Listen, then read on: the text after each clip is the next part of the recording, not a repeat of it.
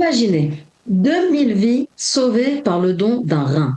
C'est le cap historique qu'a franchi l'organisation israélienne Matnat Chaim, ce qui signifie le cadeau de la vie. Alors tout commence par une tragédie personnelle. Nous sommes au milieu des années 2000. Le Rav Yeshayahu Eber est un enseignant et il est gravement malade.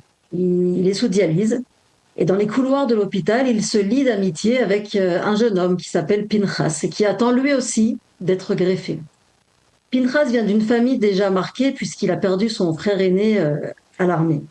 Le Rav Eber finit par recevoir un rein, mais Pinchas, lui, n'a pas cette chance et il meurt faute de donneur. Bouleversé, le Rav Eber se fait une promesse. Plus personne ne doit mourir alors qu'il existe des milliers de reins qui sont en réserve dans le corps de gens bien portants. En effet, toute personne saine n'a pas besoin de 2 reins pour vivre et peut faire don de son vivant d'un de ses reins. C'est sur ce principe qu'en 2009, le Rav Eber fonde Matnat Chaim. Le principe est simple et à la fois extraordinaire.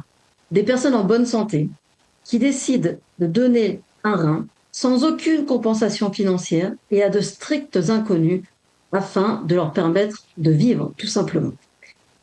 Mais l'histoire prend une tournure un peu plus sombre et un peu plus politique quand l'organisation Matnat Chaim contacte récemment le livre Guinness des records. En effet, l'organisation a passé le cap des 2000 donneurs altruistes en Israël. Du jamais vu. Et malgré l'évidence de ces chiffres, le Guinness refuse d'inscrire l'exploit dans son livre.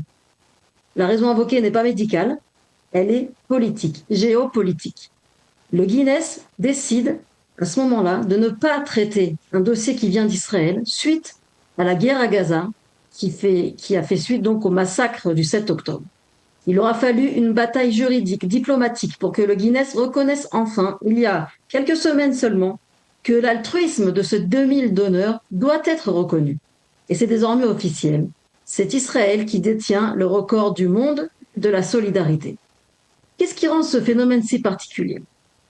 Ailleurs, le don d'organes de son vivant restera, souvent limité au cercle familial. Chez Matnat Chaim, les donneurs sont des donneurs altruistes purs. Ils ne connaissent pas le receveur. Ils vont se défaire d'un de leurs reins pour quelqu'un qu'ils ne connaissent pas. Et on a assisté ces dernières années, depuis la création de Matnat Chaim, à un véritable effet d'entraînement en Israël, en particulier dans certaines villes et localités, où donner son rein est presque devenu une norme sociale. Le Rav Eber, malheureusement, a été emporté par le Covid-19 en 2020, mais il a laissé derrière lui une armée de héros qui vivent avec un seul rein, mais qui ont sauvé un monde. C'est une leçon de solidarité pure.